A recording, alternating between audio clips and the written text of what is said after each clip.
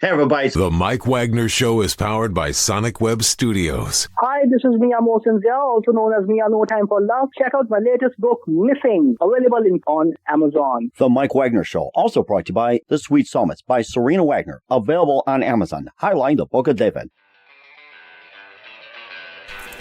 It's now time for the Mike Wagner Show, powered by Sonic Web Studios. Visit online at sonicwebstudios.com for all your needs. The Mike Wagner Show can be heard on Spreaker, Spotify, iHeartRadio, YouTube, iTunes, Anchor FM, Radio Public, and themikewagnershow.com. Mike brings you great guests and interesting people from all across the globe. So sit back, relax, and enjoy another great episode of the Mike Wagner Show.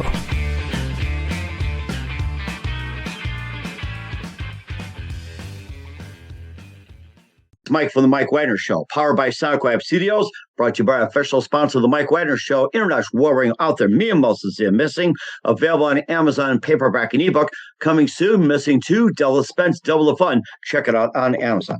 Also brought to you by a Sweet Psalmist by Serena Wagner, based on the life of David Queen, 30 exquisite paintings in King David Psalms. Check it out today, Amazon.com, keyword Sweet Psalmist Serena Wagner. And check out the Mike Wagner Show at themikewagnershow.com, 50 podcast platforms, 110 countries. Follow us on Facebook, SoundCloud, Spreaker, Spotify, iHeartRadio, also YouTube, BitChute, Rumble, and more. We're here with a terrific gentleman who's a retired U.S. Navy officer, grew up in Normal, Oklahoma. He turned novelist and spent 28 years in the military. He's earned multiple awards. He also earned his MBA in 1990, a master's in national security and strategies, and studies in 2004. Joined the U.S. Navy in 93, served as 3 combat staffs as well. He's got a new book offering a compelling look at the future through a lens of history inspired by real-life military, scientific, and diplomatic figures. The book is called SESG Explorer, which is part of the Brannigan Saga, live, ladies and gentlemen, at Plus Studios. Somewhere in beautiful Knoxville, Tennessee, in the outskirts of it. He is a retired U.S. Navy officer turned novelist, and the book is called SESG Explorer, the multi-talent Christopher Loric. Christopher, good morning, good afternoon, good evening. Thanks for joining us today. Well, thank you. I'm glad to be here. Well, it's great to have you on board, Christopher. So you're a retired U.S. Navy officer turned novelist. You earned a number of awards. You grew up in Norman, Oklahoma. You spent 28 years in the military. You earned your MBA in 1990, your master's in national security and strategy studies in 2004. You also joined the U.S. Navy in 93, served in 3 combat command staffs. You have a new book which offers a compelling look at the future through a lens of history inspired by real-life military, scientific, and diplomatic figures. And it's basically rooted in a classic problem-solving spirit of 1950s sci-fi without the use of technology, the use of the mind. It's called SESG Explorer, part of the Brannigan series. Before we get on, Christopher, tell us how you first got started. Well, I started trying to write, and I say tried to write back in my college days, but then my studies took over. So then I joined the military, and real life there took over. But in 2006, when I was deployed in Iraq, the novel I wanted to write was this novel, SESG Explorer. And it was heavy Navy Marine Corps centric because that's what I knew at that time. But when I came back from Iraq, again, my other duties with 1st Marine Division and then later in Korea, U.S. Forces Korea, just consumed me. So I finished it in 21 and went through the publishing cycle in 22. I updated it with the new Space Force. It's a joint force that is going out into deep space to meet the Comoricans. So that's in a nutshell how it got started. But characters come to mind. It's almost like they walk in and say, "Tell my story." That's really unique. You know, characters walk up to you and say, "Come on, tell my story, please. I don't know how to tell mine. Tell mine, please." Yeah. And that's, in essence, the main character, Admiral Brannigan. He is a compilation of partially myself, but admirals that I've worked with, as well as senior officers, and kind of the way we think in an operational setting. I give throughout the book a little bit about his background. As an officer growing up in the military, being assigned to the UN, developing diplomatic skills along with his military expertise. But I surround him with pretty much one chief scientist who wrangles all the other scientists that are in the fleet. He has a diplomat, and then his officers, which of course answer through his deputy commander to him. It's really based off of command structure, our thought process of encountering different situations. Try not to resort to violence, even though they find themselves in plenty of danger where violence is a part of it. Mm-hmm. But like you said, the only real science fiction technology is the hyperspace drive and the ion sublight drive. I don't go into that. This is more of a space opera and military operations with a heavy dose of diplomacy with a smaller dose of science behind it. It's technology we could actually produce today on the planet. Instead, like I said, the hyperspace drive. And I don't think DARPA has worked out a shield technology, but I do have shields in there for the ships. Okay. Yeah, it sounds like you've got some technology in there as well, too, which could be used as well. And what was that one exact precise moment that simply influenced you into what you do in the rest of your career, especially writing? Back in my college days, I took it was actually in 1983, my first college courses, we took a movie type college course, and we focused in on Alfred Hitchcock and his movies. And we had to write various things for the show or the course. And I wrote a short story that I really enjoyed. Did a good job on it. The instructor really enjoyed it. And I was going to really try and develop it when I ran across a novel in one of our local drugstores that was, in essence, my short story, but already full-length novel and published. Mm-hmm. So I turned towards a totally different novel, and I was doing the research on it. But I really put aside trying to write short stories or poems because, again, my studies really needed my attention more than my creative side. And then I got into the military, and that was a totally different world. But I found enough time being deployed to Iraq for a year to crank out SESG Explorer. And then when I retired, I was forced to stay at home because my wife was battling breast cancer at the time. Okay. So, with her treatment, having to take care of her, and we happened to have 2 new puppies at the same time. Oh, nice. Congratulations. Thanks. So it just became, when she's asleep, the puppies are either playing or down. What do I do? So I went back to the book and finished it. Oh, my gosh. Go ahead. I'm sorry. Oh, and after getting SESG published, I've been able to get the second book, Minerva, now published, which continues the saga. SESG Explorer was the first book in the saga. Now I have Minerva out there. That's the spelling. And I was going to say, what's with the U instead of the E? I was just curious. It's just the way there was really no thought in it. Just Minerva was the name I wanted. And when I typed it out, it came out with a U. Oh, When I'm looking back at the Greek mythology and bands and all that, everything is really spelled with an E. I'm like, well, cool. That's the uniqueness of it. It's not like everything else, but that's the spelling that the characters wanted me to use on this book. And that is rather interesting. And maybe some of the characters who are scream, come on, tell me this story and everything. And we'll get to that. And who are your other favorite authors, writers, and favorite books growing up, Chris? Well, the latest one, and I haven't really seen much of his work lately, is Stephen R. Donaldson. He did the Thomas Covenant trilogies. There's 3 of those out. Uh-huh. I've read 2 of the 3 trilogies, and he did the Chaos. I think it's the Chaos Universe. I'd have to look at my shelf back there, which he went from a fantasy world to a sci-fi world.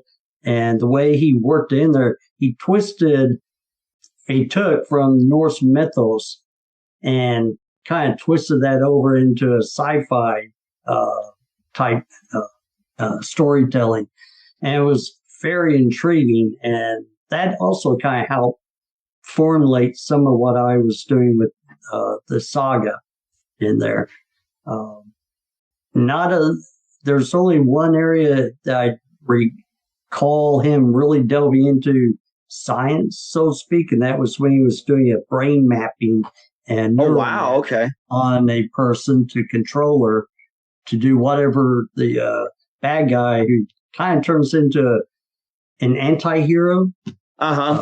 He was using that to control her and whatever he wanted her to do, and yet she was still able to escape from him. But I don't go into that type with this one. That's kind of how I'm working a sci-fi romance type novel. I'm kind of going down that pathway a little bit with that. Since some fans want me to write a romance novel, I'll put in a space setting. Oh, there you go. And I think that's a great idea. More on SESG Explorer and Minerva with Christopher Loric, part of the Brannigan saga. But first, you listen to The Mike Wagner Show at themikewagnershow.com, powered by SonicWeb Studios. Visit online at sonicwebstudios.com for all your needs. Looking at a professional website without breaking your budget, SonicWeb Studios is the answer.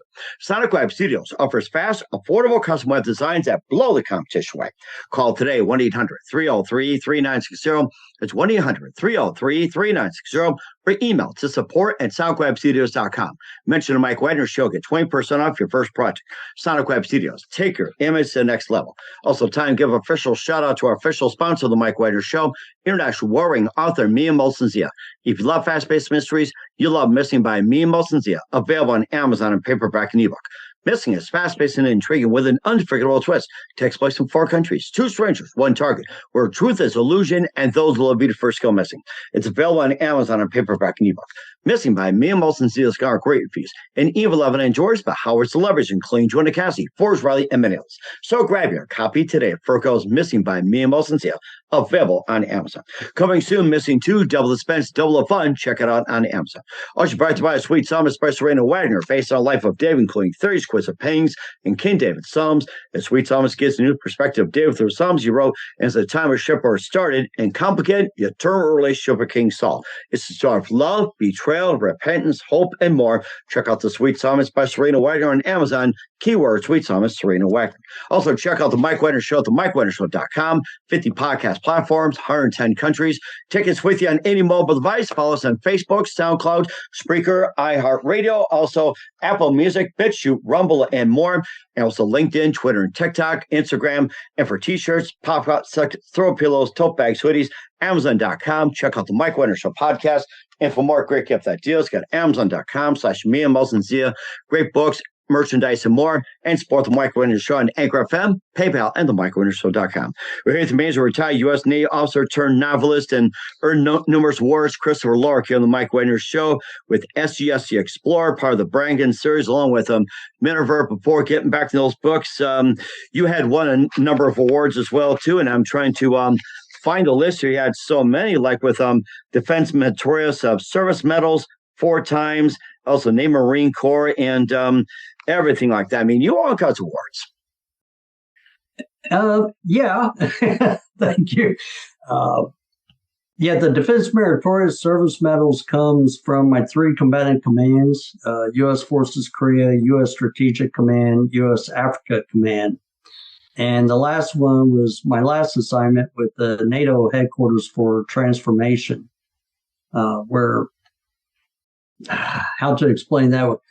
Not only am I a plans and operations officer, I was a requirements officer. So I had to look at what capabilities do we want in the military and what's the requirement that would justify that capability and the expenditure of dollars. NATO has something very similar to that. So my last duty station, I was there doing various analysis upon the NATO countries and what they had and what capabilities did we want as an alliance, a political/military alliance. And how do you look at the threats around that? One of the things I saw within NATO that I thought we really needed was a forward-looking visionary document. Parts of NATO already was doing that, and there were staff that were looking out at 20 years, 10 years, 5 years, but the discipline I was supporting did not have that. And they really didn't want the operational side. I ran into resistance. My command ran into resistance with our sister headquarters. They didn't want that. They just want to concentrate on the fight tonight. And it's like, well, you have to be part of what we're going to be fighting not only tonight, but 5 years from now, 10 years. And how are you going to command and control whatever we're able to provide you to do that? So that was an interesting dynamic, especially being that I'm U.S. military, and that's kind of the way we looked at the world, with some European allies that never looked at the world that way. So that's kind of where some of the diplomacy, even with the military, you have to have diplomacy between military members of other nations in order to move forward, especially as an alliance. Mm-hmm.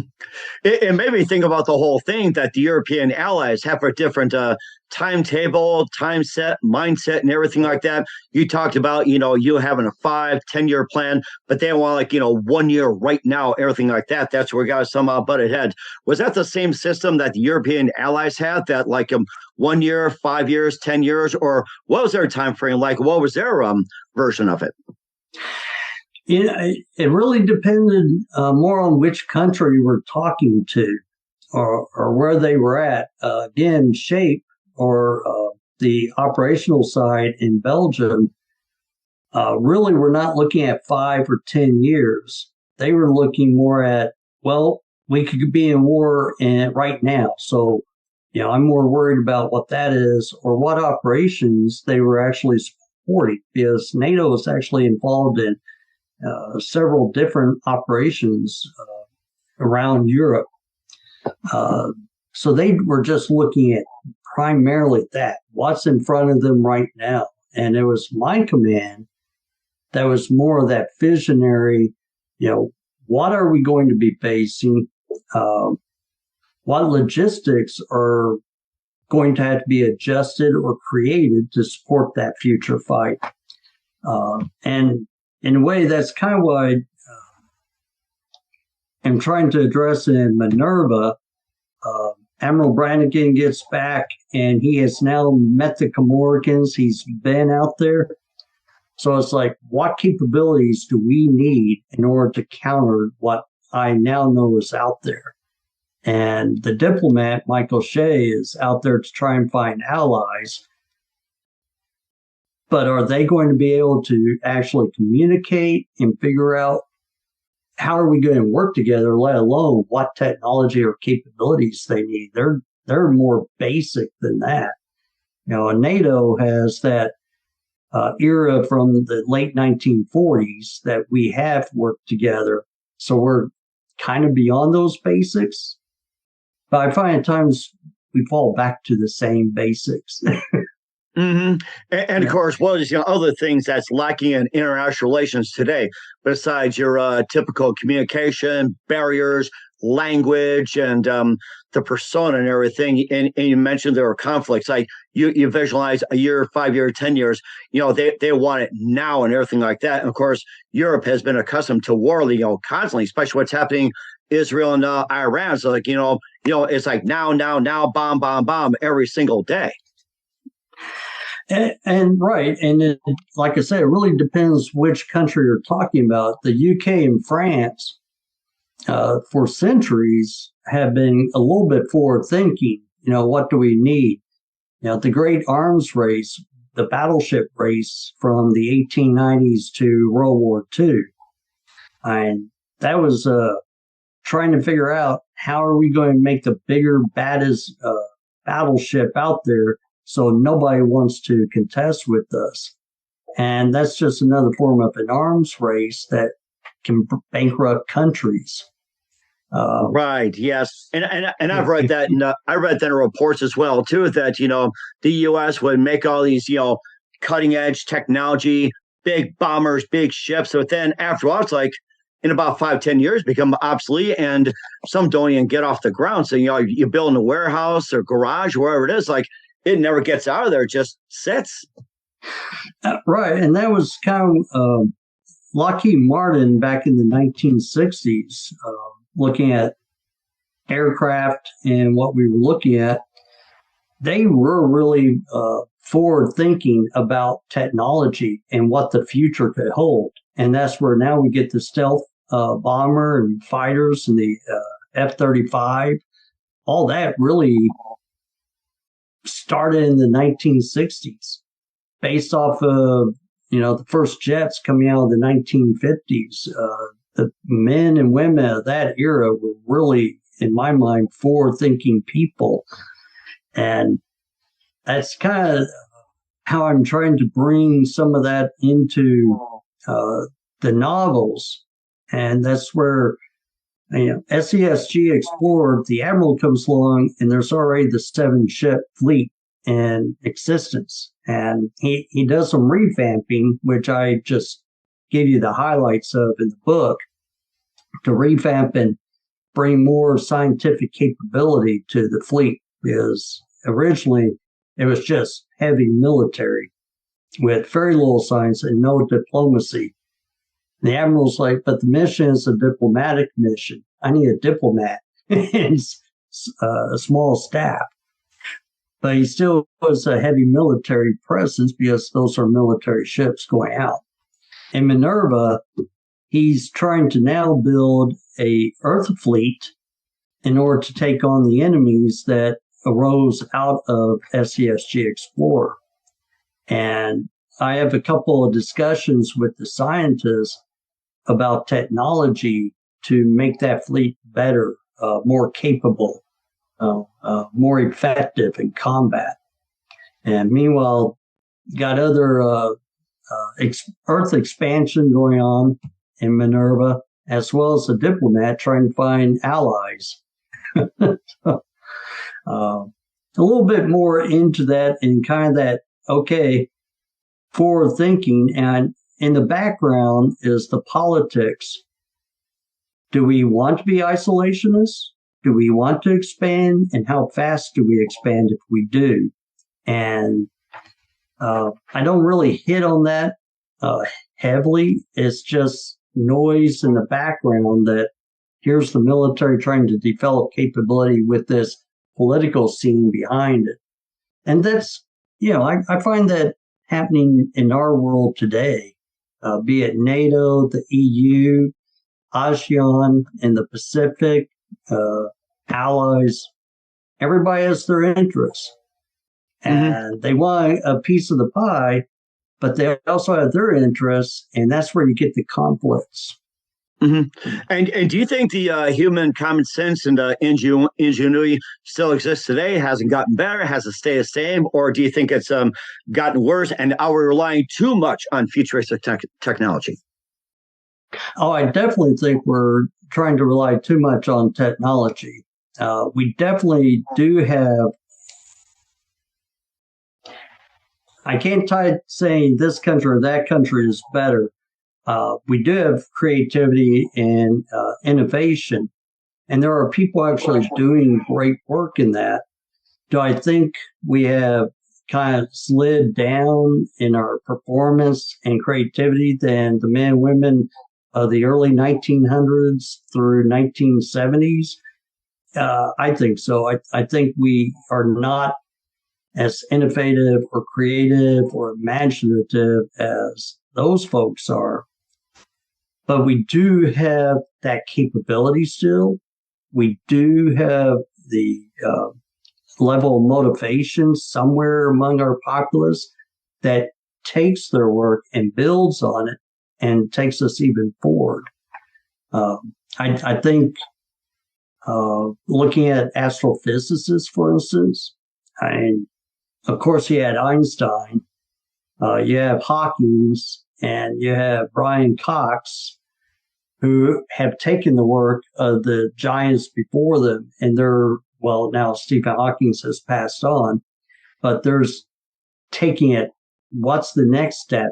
What are we looking at? And with the James Webb Telescope, which is technology, but it's now informing the cosmologists, astrophysicists, astronomers. Maybe we need to look at things differently. Mm-hmm. So they have the insight. Mm-hmm. Especially indeed as well, too. And of course, another possible occurrence may happen if Earth made contact with aliens or aliens coming over. Of course, that's all tied to the books as well, too, part of the Brannigan series. And what happens if Earth made contact with aliens? What's going to happen? Possible aliens and more? We'll find out with Christopher Loric. You listen to The Mike Wagner Show at themikewagnershow.com, powered by Sonic Web Studios, brought to you by official sponsor of The Mike Wagner Show, international warring author Mia Moses Missing, The Sweet Psalmist by Serena Wagner, based on the life of David, including theories, exquisite paintings, and King David Psalms, Amazon.com, keyword Sweet Psalmist Serena Wagner. We'll be back with author Christopher Loric of the Brannigan Saga, featuring SESG Explorer and Minerva after this time. The Mike Wagner Show is powered by Sonic Web Studios. If you're looking to start or upgrade your online presence, visit www.sonicwebstudios.com for all of your online needs. Call 1-800-303-3960 or visit us online at www.sonicwebstudios.com to get started today. Mention The Mike Wagner Show and get 20% off your project. Sonic Web Studios. Take your image to the next level. Hey there, Dana Alexa here, American News anchor. Hey, let me ask you something real quick. Why do you read a book? You're buying a story, a thought, a message, and a good book entertains and inspires, and that's exactly what Missing by award-winning author Mian Zia does. I have his book right here, and it's based on real events with relatable characters that hook you from start to finish. I personally love this book. It's super powerful and meaningful. You can actually get it on Amazon right now. The Mike Wagner Show is brought to you by Serena Wagner's book, The Sweet Psalmist, now available on Amazon. This book includes 30 exquisite paintings by well-known and unknown painters and King David Psalms. The Sweet Psalmist gives us a new perspective on his life in this book. Through the Psalms he wrote, his time as a shepherd in the field is where the book starts, and it goes on to describe his complicated and turbulent relationship with King Saul as well as other events. It's a story of love, betrayal, repentance, and more. It also offers advice on approaching God and living a life that pleases him. Check out the book, The Sweet Psalmist by Serena Wagner, now available on Amazon. Keywords, Sweet Psalmist, Serena Wagner. Hey, this is Ray Powers, and boy, are you in luck. Right place, right time. Tuned in to The Mike Wagner Show. You heard me. We're back with author Christopher Loric on The Mike Wagner Show with the Brannigan Saga, featuring SESG Explorer and Minerva. And of course, we talked about some of the things like diplomacy, also human common sense, future technology, everything like that. The one thing, what might happen if Earth made contacts with aliens, or would it be the other way around? And of course, according to the books, what happens? Yeah, and that's kind of what I thought of. I think there's, what type of alien are you going to encounter? And be it we stumble on them or they stumble on us, it boils down to intentions. You got the totally friendly alien that wants to help you out. You got the total hostile alien that wants to eat your face and conquer the planet. And then you just got like in the cartoons, Greetings, Earthling. Do not get me angry. Exactly. Here, we come in peace. Or you get that middle of the road that I don't know quite who you are. I don't trust you. Maybe we can figure something out. And or talking a different language where it may be like, a good language, a bad language, or, whatever too. So sign language maybe. And that's just the communication style. But I would look at the either really friendly or the really hostile alien as on the same plane. If you're really friendly, wanting to help me out, what's your intention? What do you really want? The hostile one, I know what you want, but my response to those two would be very similar. One, I got to have the military might and the willpower to destroy, because they're trying to destroy me. The other one, until I really know who and what you are, you being over friendly makes me nervous. Right. Yeah. Just like a wolf in sheep's clothing, that principle. Right. And whereas the other, that's more of human to human contact. You're a little bit suspicious of me. I'm a little bit suspicious of you. We may have something we want from each other. So now we can talk to each other. You're not trying to buy me off or destroy me. You're trying to figure me out, and I'll try to figure you out. Exactly. Just like the case of the Comorgans, according to the Brand Saga, homeworld intelligent alien race. Along the way, the Earth fleet encounters various planet stations, discover both friendly and hostile life forms and new technologies, resources, everything like that. And then you arrive, it's almost like, hoping for, peace and everything turns out to be a dogfight, especially in the first book. Oh, definitely. Well, there's some real battles in Minerva. But yeah, in SESG Explorer, we finally get to Comorga, and I actually go through a thought process of how do we approach this planet? Do we send in one ship? Do we come in with total fleet? And if we jump in all at once, how do we not scare them and hopefully not get into a dogfight? Maybe we can figure it out. And that's where the diplomat comes in heavily to say, here's how I think we ought to do it. And let's put together a message. We had the Comorgan language due to the message that we stumbled upon years ago. We have some idea of how to use that language. So that's what they do. They come in and they immediately broadcast a greeting for several times. And the Comorgans you don't see the Comorgans. This is still coming from the Admiral and his crew's perspective. But for 3 days, there's silence. It's kind of like the Comorgans are caught flat-footed, and they don't know what to do per se because they never had this situation happen to them. They're the ones that do it to everybody else. Right. And of course, they're looking for other reasons, buy, sell, trade, and mention as well what would be the potential for trade. It's like, whether they're looking to trade, what's their resources, or it's, like here in America, you got oil, wheat, corn, that type of thing looking to trade. What do they offer for the Comorgans? And I mean, I don't go or like gold, silver, copper, all that. Well, and there are resources, and they already went in from Earth's perspective. Here's what we're willing to trade, which is exactly what you're saying. Do they need rare earth minerals? Do they need lumber? Do they need finished products? It's a mercantile type of relationship we're looking at, where we get materials from them, we make a product and give it back to them or sell back to them. Those type of things. And at first, it looks like they're in trade negotiations. The Admiral and Michael Shea, the diplomat, plus a small team is on the planet for a week. The Admiral and Mike are in discussions with the Comorgans, and the Comorgans are showing them different aspects of their planet. Now, one thing the humans do, they drop some recon SEAL teams onto Comorga in a very stealthy manner. So they're out there learning who the Comorgans are without the Comorgans knowing these teams are out there doing that. So a little bit of, what's the right term? I mean, they are spying on the Comorgans in that sense. You mean scouting? Yeah, they're out there scouting, but they're actually trying to learn more about the culture of the Comorgans and who they really are. And they one of my SEAL teams stumbles upon a creature called an Alia.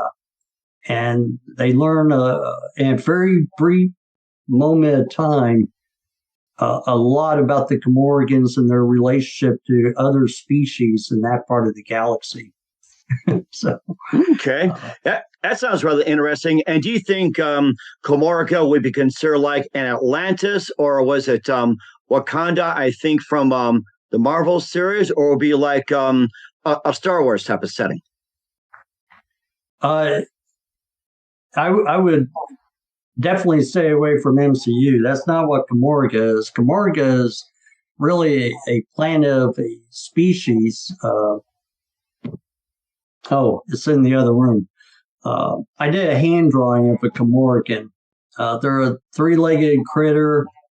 They have 2 arms and 2 tentacles, and a totally different creature from any humanoid. And it turns out the Comorgans are actually a conquering species. They do expansion, but they do it through conquest. And in the third book, because you only see the Comorgans briefly in one chapter in SESG Explorer. In one chapter in Minerva, you see the Comorgans. But in Earth Force One, the third book, you're going to see a lot more of the Comorgans and the way they think and behave and the different types of Comorgans. There's 3 genetic differences in that species. But they're not hiding their planet. They just send out a general message like we did with the Golden Disc and all that. And they wait for somebody to catch that and respond to it. Earth, and the United States in particular, decided to respond by sending out a fleet to go meet them on their home world. And General Order 1 is Earth's location will always remain secret. Never give it up, no matter what. You will self-destruct your ship before you ever give up the secret of where Earth is at. So Earth's the hidden kingdom in I guess, this world. Mm-hmm. And plus, you have another mysterious threat that's in there, too, according to Minerva, is Plymouth Station. Tell us about that. Well, Plymouth Station is the first planet discovered in SESG Explorer, and it turned out to become a battle, and it had crystal source of energy resource in the form of crystals. By the time Admiral Braddock and his fleet return, Plymouth Station is now settled by Earth, and they've taken over the mining operations. But in Minerva, they're under constant pirate attacks.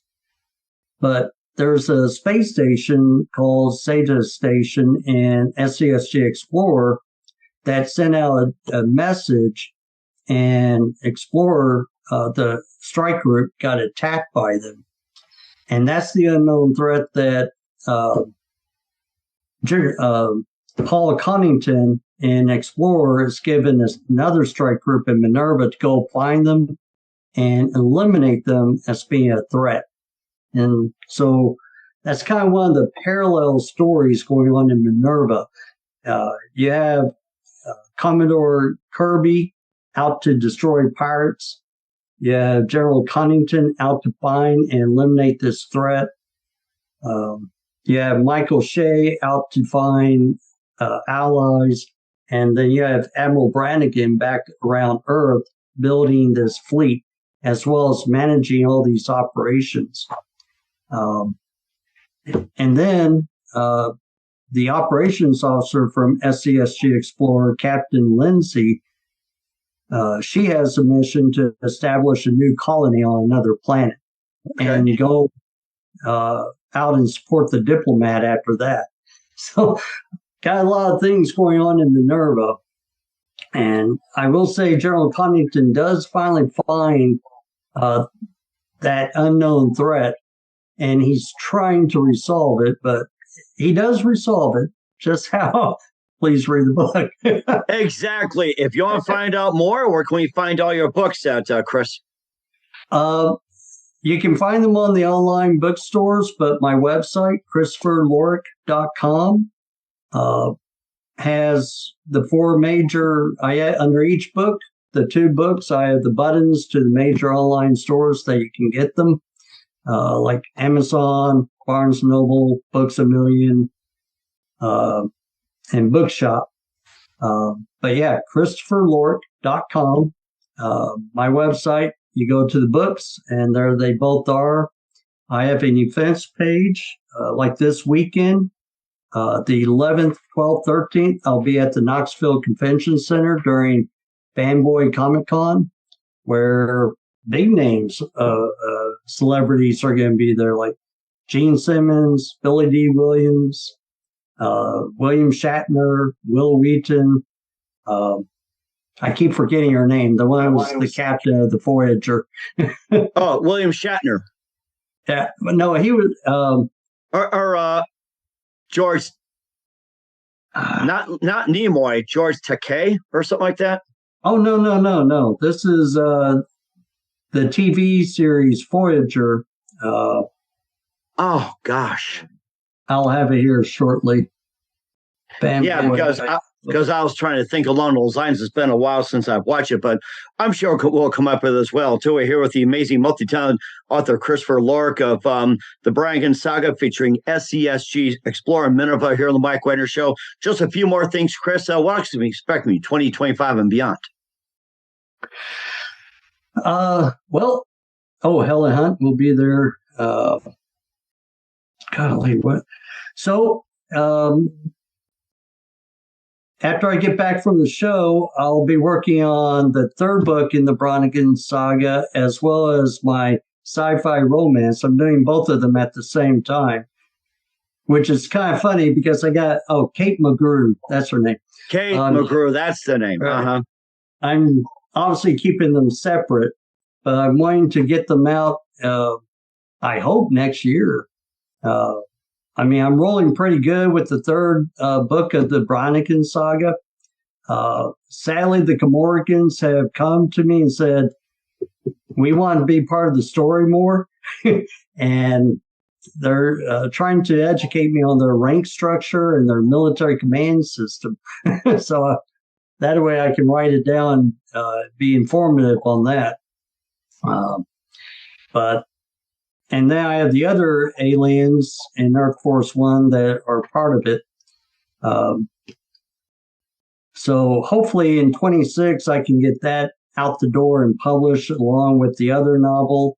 And I have a spin-off novel from this trilogy dealing with the colony that Captain Lindsay has to establish. How do they survive on this alien world? And they're cut off from Earth. So that will be interesting. We're looking forward to have you on that for that one. And who do you consider biggest influence in your career? For novel writing? Just in general. Well, that would... For the military, it was my mother more than anyone else. And for writing, my dad, because he's the one that had the books, and we had those discussions. And now that was mainly Heinlein. Asimov, yeah, but mainly Heinlein was the one. His whole story arc and his novels were very good and interesting.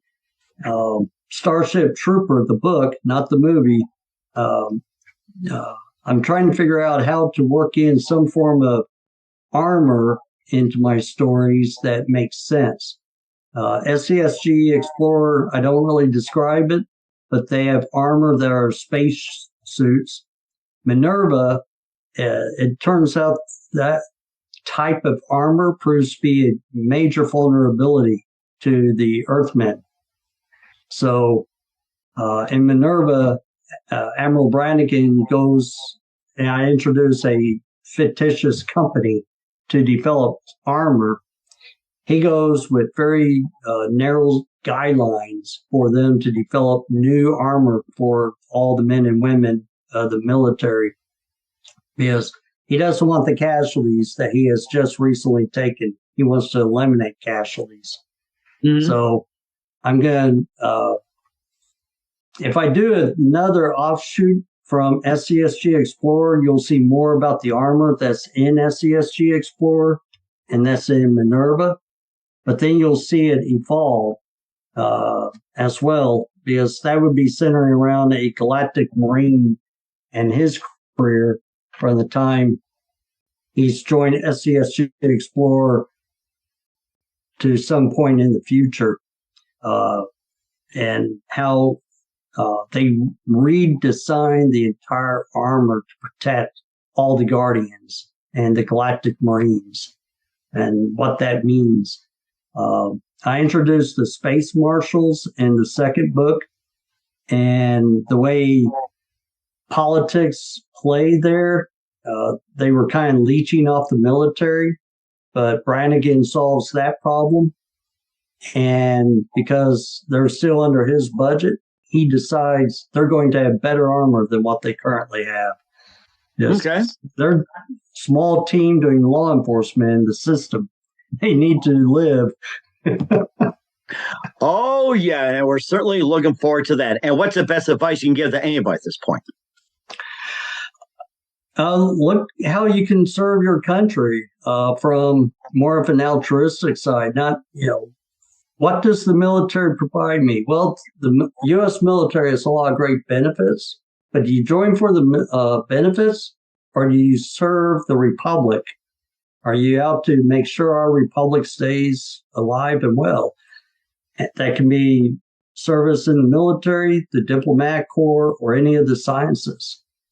But yeah, let's go forth and serve. I tried to write a entertaining story, but also a thought-provoking one, and one that hopefully can spark that desire for knowledge, the future, but really service to our Republic.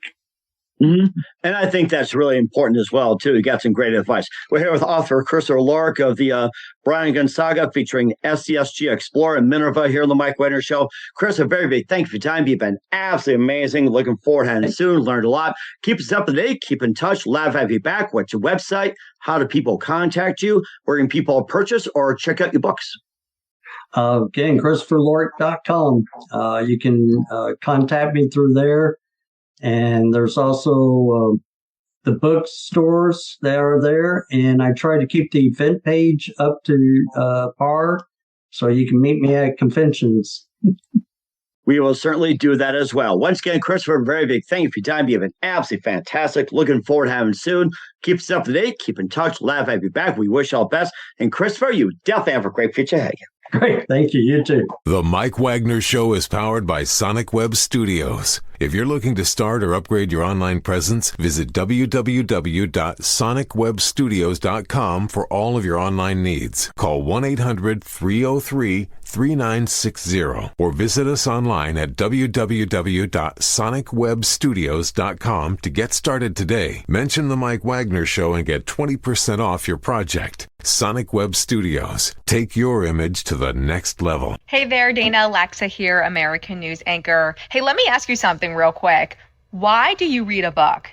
You're buying a story, a thought, a message, and a good book entertains and inspires. And that's exactly what Missing by award-winning author Mian Zia does. I have his book right here, and it's based on real events with relatable characters that hook you from start to finish. I personally love this book. It's super powerful and meaningful. You can actually get it on Amazon right now. The Mike Wagner Show is brought to you by Serena Wagner's book, The Sweet Psalmist, now available on Amazon. This book includes 30 exquisite paintings by well-known and unknown painters and King David Psalms. The Sweet Psalmist gives us a new perspective on his life in this book. Through the Psalms he wrote, his time as a shepherd in the field is where the book starts, and it goes on to describe his complicated and turbulent relationship with King Saul as well as other events. It's a story of love, betrayal, repentance, and more. It also offers advice on approaching God and living a life that pleases him. Check out the book, The Sweet Psalmist by Serena Wagner, now available on Amazon. Keywords, Sweet Psalmist, Serena Wagner.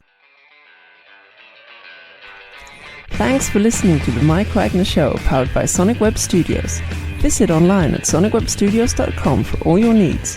The Mike Wagner Show can be heard on Spreaker, Spotify, iHeartRadio, iTunes, YouTube, Anchor FM, Radio Public, and themikewagnershow.com. Please support our program with your donations at themikewagnershow.com. Join us again next time for another great episode of The Mike Wagner Show.